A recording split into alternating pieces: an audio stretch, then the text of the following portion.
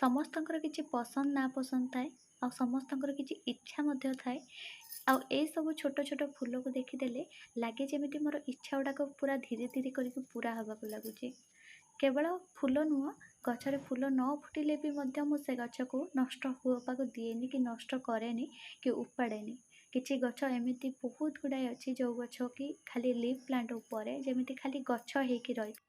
Container ବହୁତ ଅଭାବ ହେଲେ ବି ମଧ୍ୟ ମୁଁ ସେ ଗଛକୁ ନଷ୍ଟ ହେବାକୁ ଦିଏନି, କାରଣ ତାକୁ ମୁଁ ନିଜେ ନିଜ ହାତରେ ଛୋଟରୁ ବଡ଼ କରିଛି।